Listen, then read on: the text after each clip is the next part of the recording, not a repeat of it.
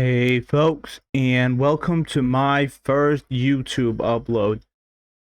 My name is Malik. I go by MLQ, and I've been trading and studying ICT and its concept for a long time at this point.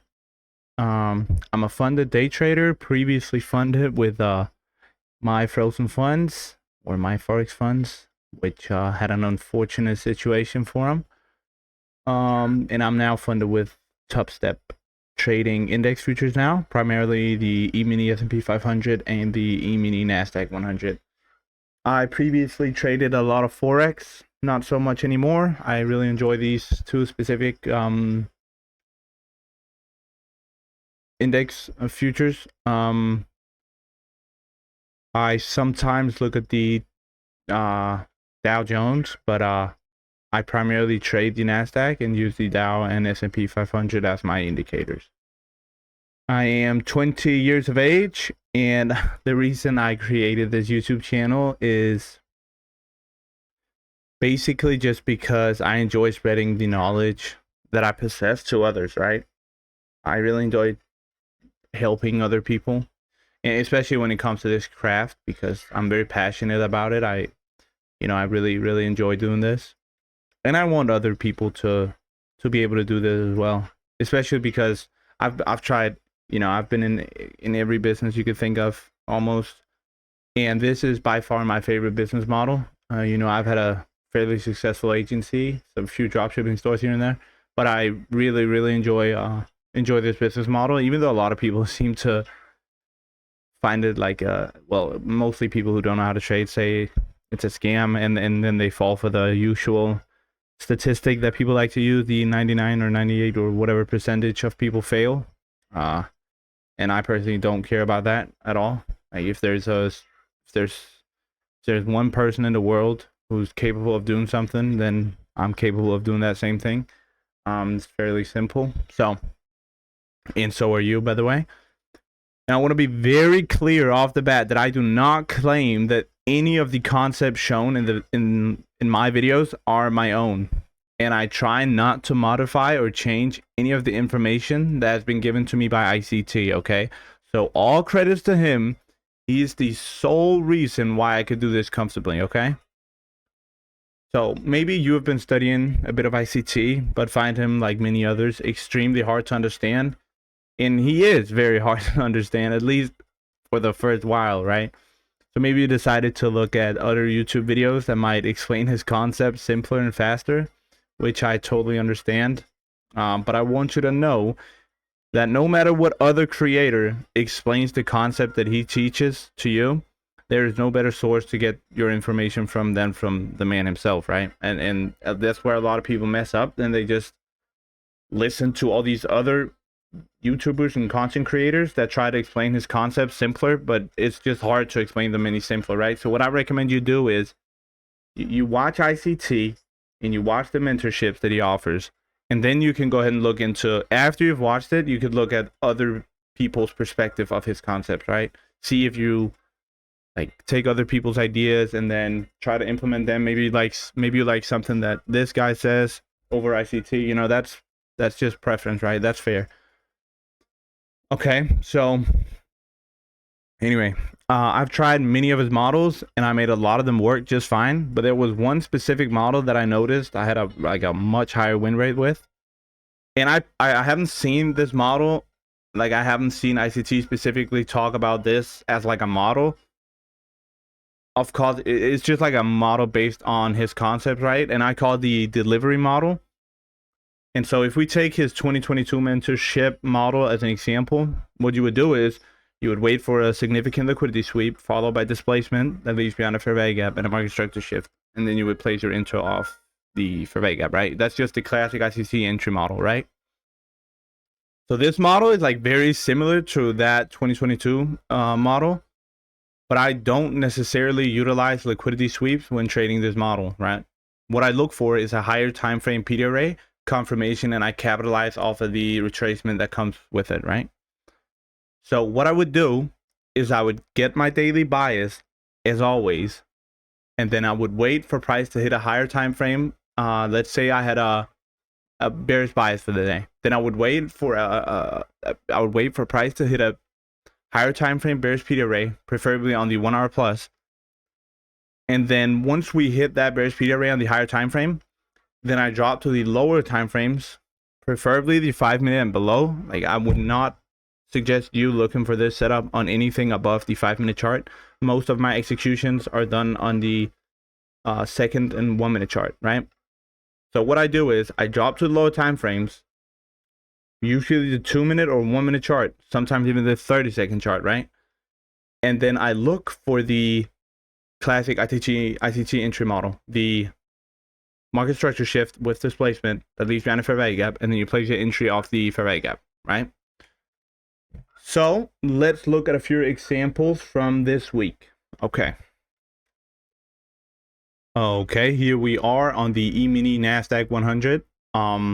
So let's start on the daily time frame first of all. Okay, now I am going to show you right now. So we are bearish. I'm bearish, right? I expect lower prices, right? And the reason for this is simply because we are violating a ton of bullish PD arrays, right? We had a volume imbalance right here that was violated, right? That was violated. We had another volume imbalance that was violated here. We had a big fair value gap up here that was violated, as you can see. And we do also have an inversion fair value gap here that was violated, right? So now my bias or my drawn liquidity is going to be this sell side liquidity right here, that swing low right there, right? The reason for it being a swing low is obviously because the two candles next to it are higher than the middle one, so that makes that a low-hanging fruit or like a swing low, right? So that is my drawn liquidity.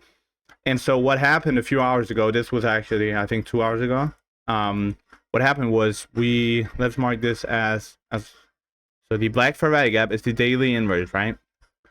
So on the 4 hour, what happened was I will show you right here.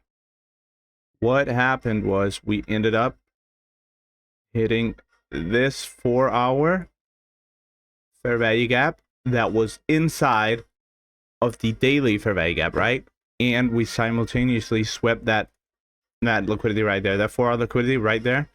So what happened was we got higher time frame PD arrays, right? We had a daily inversion fair value gap and a 4 hour fair value gap inside of that daily inversion.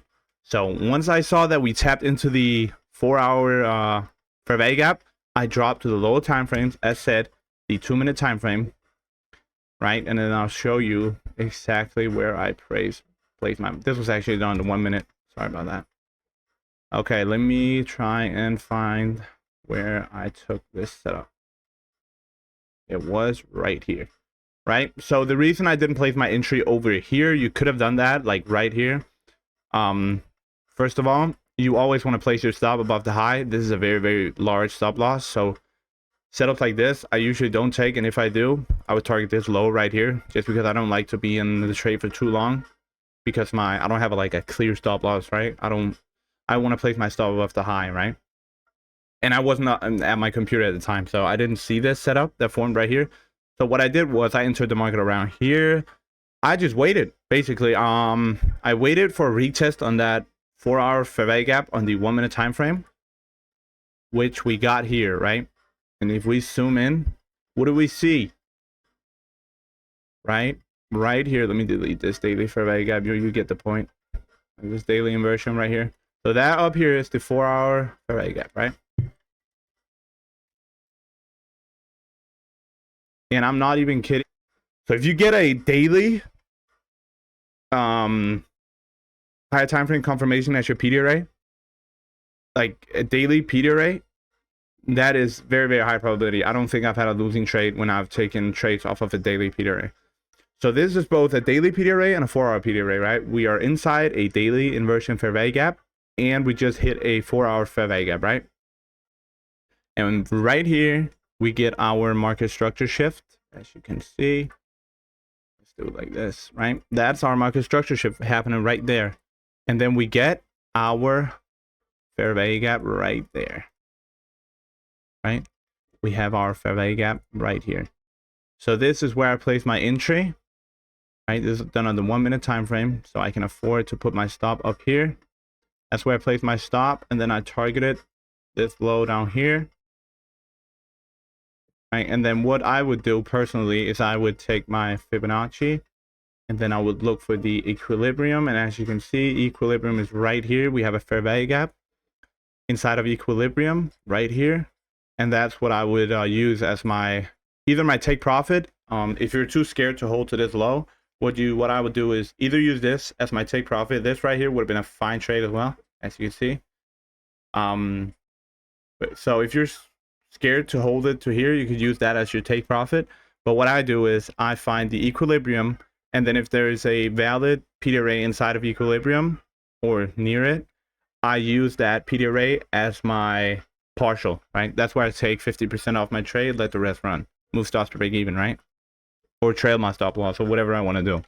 So I partial here on this equilibrium fair value gap, and then I just let the rest rip. I move my stop to break even as well. I don't like trailing my stops as much. A lot of people do. I don't really. But this is just one example of this model. And I'm not going to show you any more examples because it wouldn't help at all. So I hope you understand what I mean by this. So let's make a quick checklist, right, for this model. Let's do it like this. Delivery model, checklist. Okay, so 1, daily bias, right? My daily bias was bearish during this, like today. And this trade was literally like 2 hours ago. So my daily bias was bearish. That's why I took a bearish PD array, right? Then you want to find a higher time frame PD array that aligns with your bias. Wait for a test.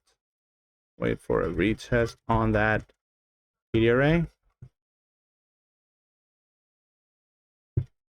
Drop to the 5 minute and below time frames to look for your classic entry, right? The classic entry would be displacement. If you want displacement plus market structure shift plus fair value gap, right? So these are basically the rules for this model right here. So if you want to write that down, maybe take a picture. What we have here is, again, right, we have, let's follow this on this setup. We have our 4-hour fair value gap plus 1 day inversion fair value gap, right? That is what we have up in here. Then right here, we get our market structure shift. So we take 2 of the 5 rules off, right? We have our market structure shift and our higher time frame PD array. And the reason this is called the delivery model is because whenever you place a trade, it is based off of price delivery, right? We're delivering from a higher time frame PD array. That's why I called it delivery model, right? So we have our 4-hour fair value gap inside of our daily inversion fair value gap. And then you just take the trade off of that fair value gap that forms after the market structure shift, right? And then, yeah, you wait for a retest, which happened there, right? We have our retest of our PD array. We have our displacement with market structure shift, and we have our fair value gap. And then what you want to do for your targets, it's either you target, like, what I would do is either you target the equilibrium PD array. So in this case, that would have been this one. That would have been your take profit right there. Okay.